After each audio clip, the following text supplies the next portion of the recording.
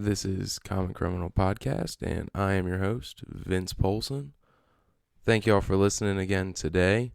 Got some new stuff for you. We got actually some new music by Keenan Rayner at the end, so make sure you stay tuned for that. But yeah, how's everybody doing today? Y'all just waking up? I'm just getting the day started myself.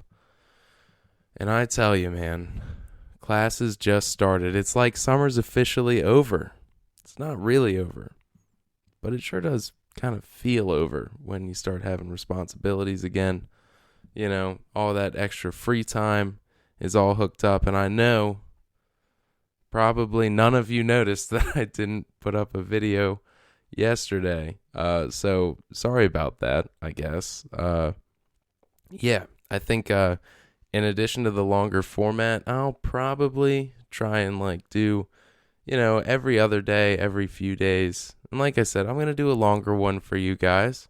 So instead of a bunch of 1-minute episodes, you get one longer one. And, if you listen to the whole thing, all in one sitting, I guess that's kind of on you, Just try and make it last, I guess. That's what I'm trying to tell you. But, actually, this thing just popped up on my computer, and this is something I wanted to talk about today. Fucking advertisements are out of control.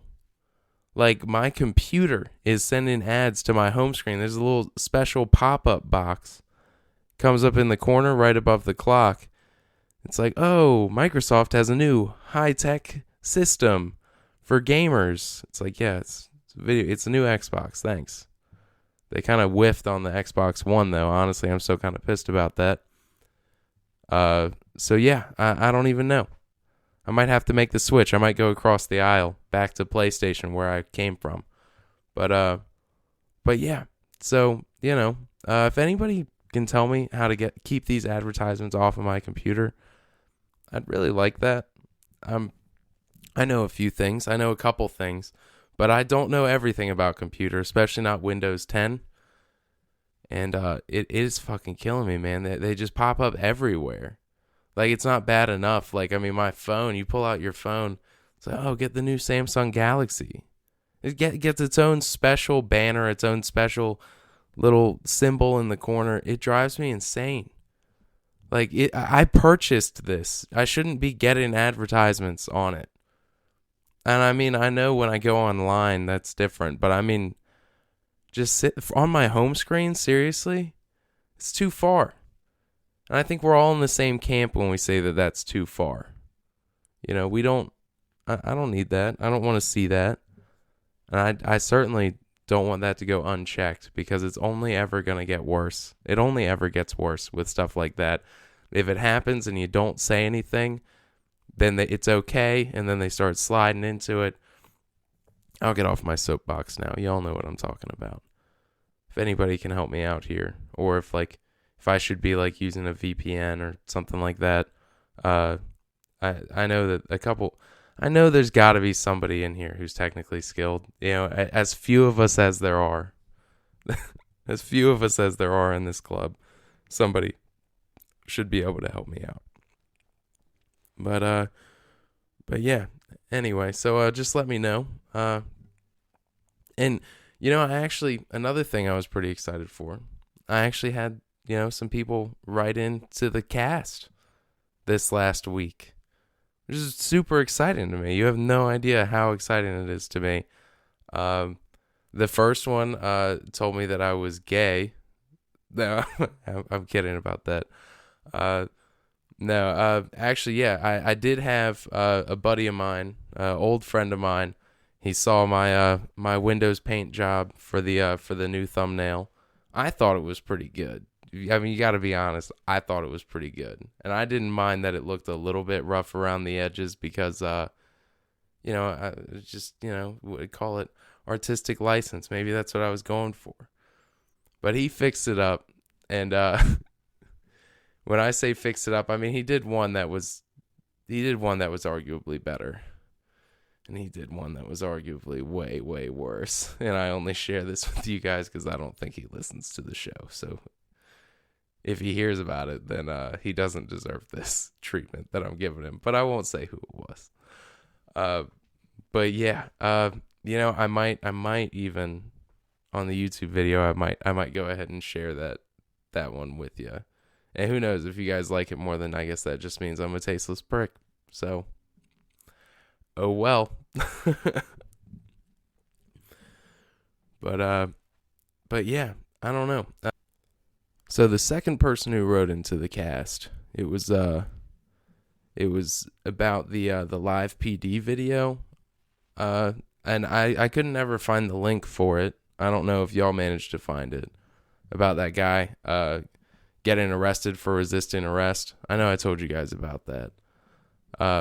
But yeah, no, I talked a little more at length with somebody who wrote in, and they brought up some good points. And I know, depending on how you look at it, and this is one of those topics that you can really talk about at length, and it's incredibly difficult to change somebody's opinion on it, because it's a pretty polarizing argument.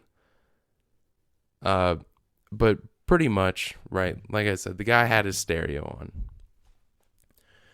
So this person says, like, the guy's got his stereo on, and so he can't hear the cop. So, I mean, obviously, it's a bad situation for everybody, because this guy didn't know any better, or was too afraid to, like, reach to turn down the stereo.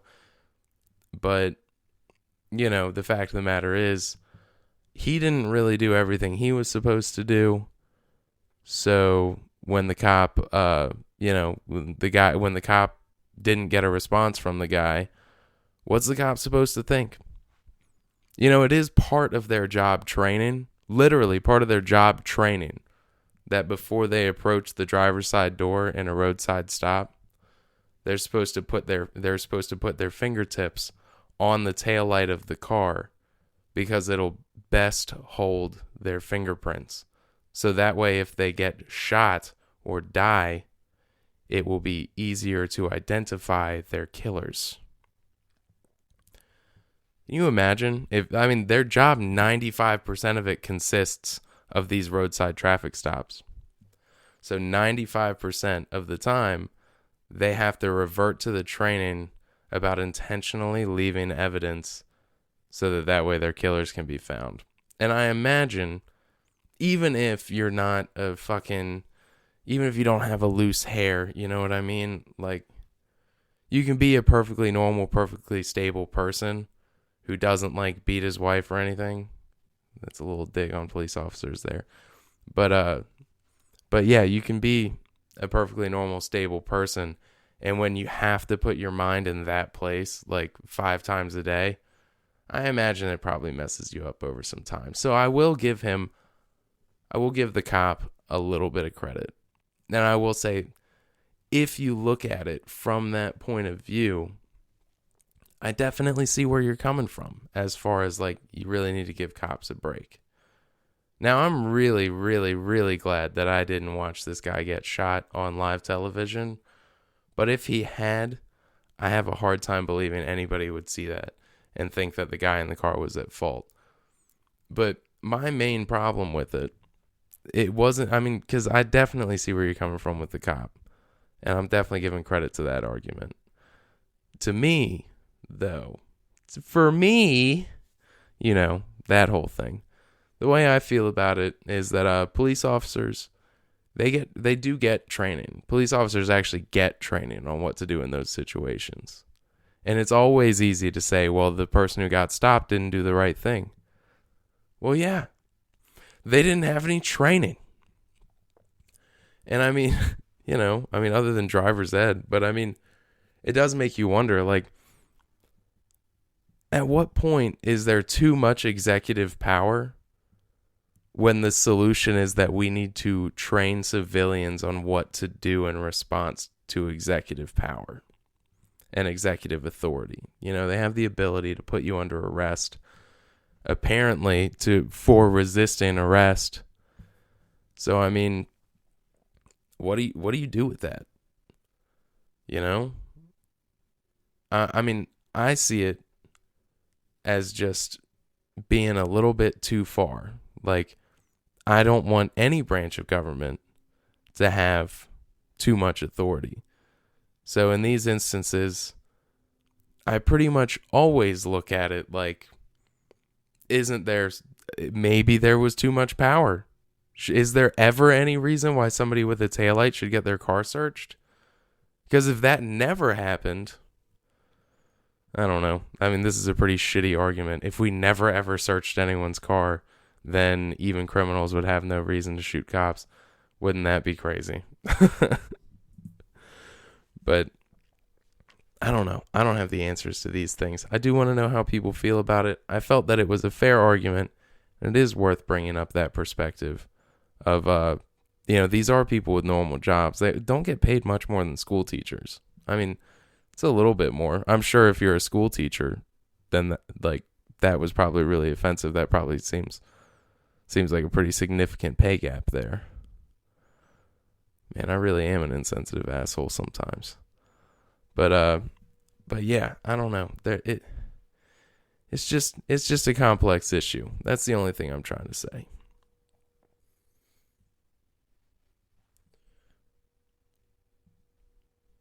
All right, so let me see. Now we are, what? We're 11 minutes in. All right, I think it's probably safe to say all the casuals are gone, right? Anybody who accidentally stumbled upon this, I probably scared them off with all that talk about politics. Right? All right, well, if you think so. Because there was actually one other person who wrote in. And I mean, I'm going to call it a write-in. She commented on a Facebook thing. But yeah, we're starting to get some steam. We're starting to get some power, guys. How does that feel? But this person special requested, I posted a video before. It was called Making Fun of Women. And the reason why I titled it that is because I've noticed that any video that I give a controversial name gets more clicks. Believe it or not. Who would have thought? Who would have thought that if you named an episode Disco Dust, a bunch of people would watch it at 3 a.m.? And then the whole time, all you do is suck all the air out of the room by talking about being a recovering drug addict. Whatever party that was, I'm so sorry. I mean, you should definitely listen to the words that I'm saying. But, So, yeah, I named this other episode Making Fun of Women because I was like, people will click on it and they'll find out that it's actually, I'm kind of just making fun of men a lot. And then I'm, aside from that, in between both of those things, what I'm really doing is making fun of the perspective that literally all white men all have the same opinion. We don't need any more podcasts. No more of us need to be famous or become movie actors because there's just so many of us and all of us have the exact same opinion. Can you imagine if you said something like that about women? Can you imagine, if it was memeing that, women just need to shut the fuck up and get into the kitchen? Do you realize the backlash from that? How angry so many of these giant women's groups would be if they saw something like that. So to me, I think it's hilarious. And I think it's worth making fun of all white men having the same opinion. But I mean, I don't know. These crazy women groups, that's mean. These hormonal women groups are just really bothering the shit out of me in some of the generalities that they fly out around there. Like the wage gap, which is a total myth, by the way. It's not that a woman and a man are both engineers and the woman engineer makes 70%. No, that doesn't happen. Now, the myth is perpetuated on the idea that men negotiate better for raises and salaries. And I don't know, maybe. But no, what really happens is that you have men in more positions that pay better. I guess because supposedly we're more aggressive in asking for advancement. It's I want to be the boss. And they're like, dude, you've got no fucking experience. And then that arrogant jackass is like, I know I have no experience, but I want to be the boss anyway. So So yeah, do with that information whatever you will. And shit's not real. At least I don't think it is. Uh, you can't pay women more for babysitting to offset the fact that, like, there's more men that are police officers. Wow, Vince, that was Jesus Christ. But you really want to know the truth? The reason why women only make 70% of their male counterparts? The other 30% of the time, they're out of their fucking minds. I mean, it's ridiculous. And then you hear some other crazy shit like oh well, like prostitution is the world's oldest profession. Really? How is that possible? How did they get paid? Food. Well, doesn't that make hunting the world's oldest profession? Which means prostitution was just the first job made for a woman.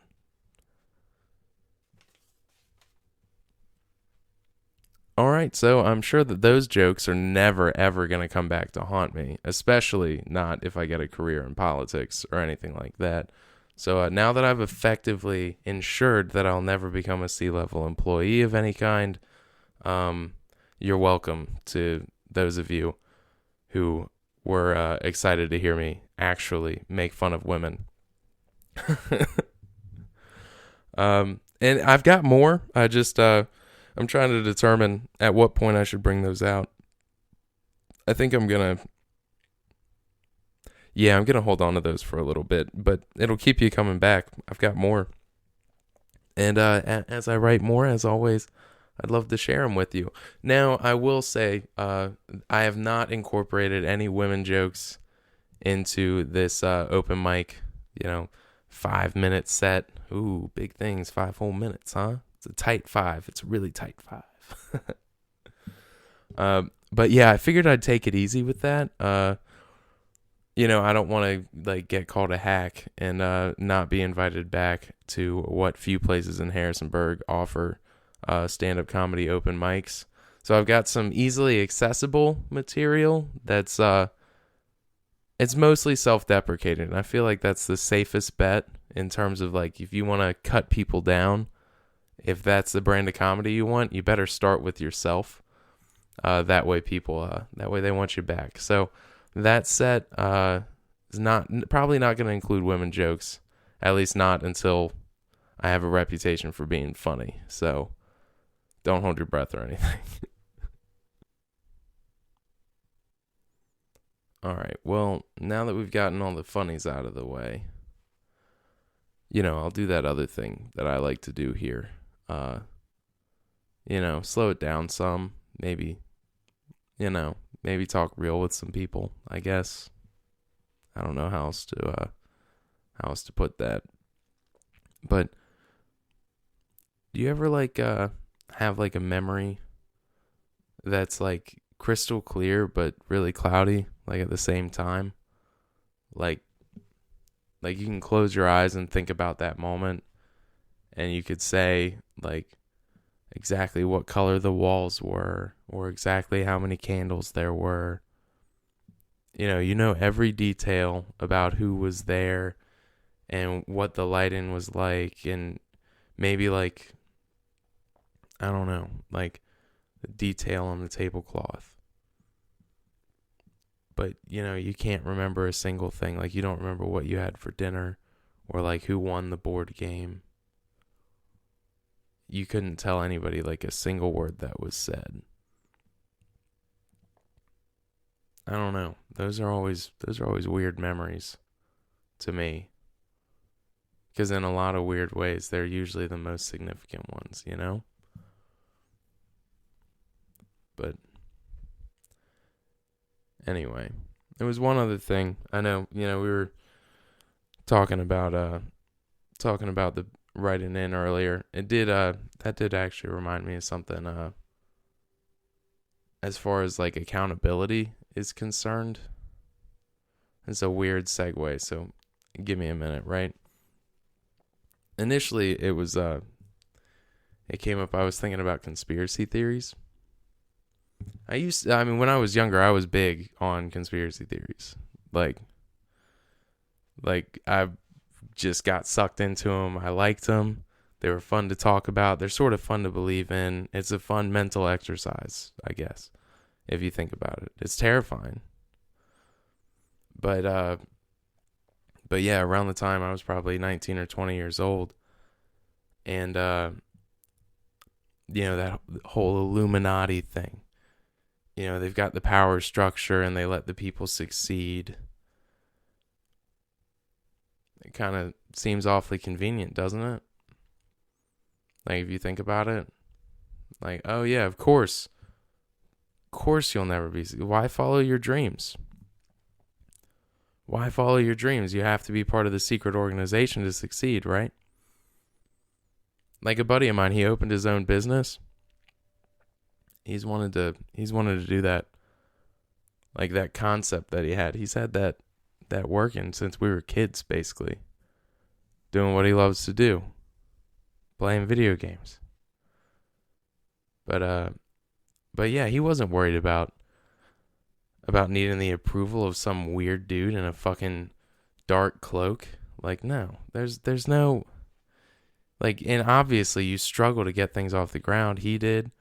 I've got this podcast nobody listens to, so, that's obviously in the same vein of thinking.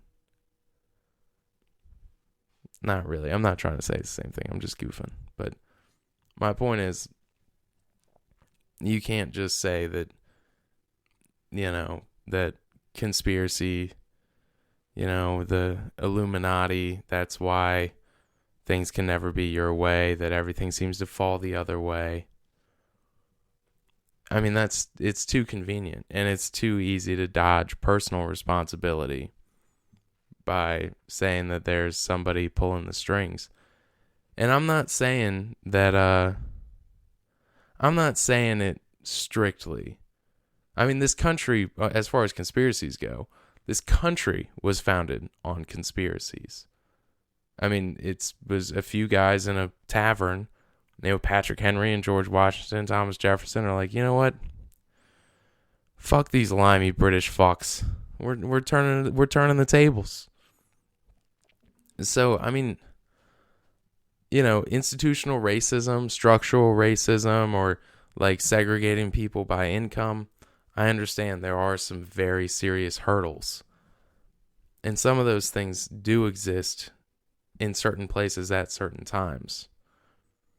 But you can't sidestep personal responsibility by defaulting back to that. There was another great white man, Grant Cardone, who once said that you need to be 10 times better, and then it doesn't matter what color your skin is. Yeah, thanks Grant. Honestly. How did that guy get so big? I mean, that was part of his platform. That was part of what he was selling.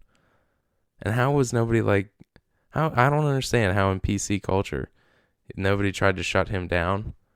I'm not saying don't go out and try. I think that he has a great product and a great training program. But anyway, I'm just saying, you can't sidestep responsibility by just defaulting back to that. But you can't say that it never happens either. Because when you start speaking in absolutes, you're pretty much always wrong. Like, all cops are assholes. Yeah, that's pretty small-minded thinking, don't you think?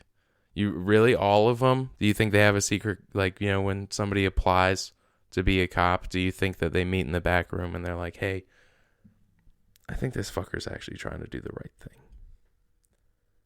We got to get him out of here. We got to scare him off. That doesn't happen. Like, you can't just say absolutely all these people are this way. And that works with racism. Like, you obviously, I think we're pretty much all in agreement, Vince. Don't really need you to explain that racism is bad, but it's part of a grand point. I'm saying yes, but the concept of it, of just typing people, stereotyping people, you can't do that and expect everybody to fit into these neat, tiny little boxes. That includes Trump supporters. You can't just say, oh, they're all Nazis. If you support Trump, you're a Nazi. We're gonna punch you in the nose. Sorry, man. That's pretty reductive, and the world doesn't work that way. So maybe grow the fuck up. Like I've believe it or not, I've met a lot of Trump supporters who have a good argument for their position that's based on nuanced topics like the economy and foreign policy, which, by the way, we're doing great in both of those if you have no idea. But, sorry, I got a little charged up for that one. But that includes the other side too. I've got friends who are socialists who believe in a socialist republic, democratic socialism. And then obviously, if you haven't heard, the Trump supporters, it's a bunch of libtards. That's what they call them. And unfortunately, equally as reductive, equally as unproductive as calling somebody a Nazi. Maybe, be a fucking adult and give them a chance. Now, again, I'll give you credit. There are some Trump supporters, that if you ask them, they just say, oh, well, this PC culture's out of control. We're in a post-racial society, blah, blah. Not quite. But thanks. Thanks for the sentiments. And then, then there's also some socialists that say that all, college should be free and, this, that, and the other. And again, that's also entirely incorrect. That just think that the whole capitalist system is bunked. And crony capitalism is absolutely fucked. That's the whole, there's your problem. Crony capitalism. Oh yeah, we've got a new law. All the mufflers have to have this special filter on it, which ruins the fuel economy of the cars. Oh, but the oil company paid for that. So there's your gas mileage, and you have to buy those mufflers from you got to buy that from my buddy until somebody else figures out how to do it. Here I am ranting about things I don't know anything about, and really all I'm trying to tell you is to just listen to people and listen. You know what? That'll be the homework. That'll be like Fight Club. You got a homework. You're going to have a fight and you're going to lose. You're going to have an argument and you're going to listen. And it's going to feel a lot like you're losing. Because when people argue now, most of the time, they don't listen. They just wait for their turn to speak. Their excellent point. They sit there while you're talking and they're like, oh, fuck yes. Yes, he's talking about limiting tech companies' potential and using antitrust laws to limit them. I can't wait till he shuts the fuck up so I can explain why less government's better. And that shit is so annoying. Just listen. Just listen about it. And don't even try and change their mind. Just listen to what they say and then walk away. And try not to think, oh, that guy's stupid. Please don't think I'm stupid. I'm just saying, just make an effort. Just talk to those people. And, try and understand what they're saying. Yeah, just talk to them. Just try. All right. I definitely think it's safe to say that I've dragged you guys through it enough. Hey, do me a favor. If you like today's show, go ahead and hit that like, hit that share button, subscribe to me on YouTube or wherever you listen to it. That's another thing. Let me know if you prefer the Facebook video or the YouTube version, so I know which to use, going forward. Make things a little bit easier. But yeah, that's our show today. And as promised, this is Keenan Rayner. The song is Queso Drip. And that's our show. Thanks for listening.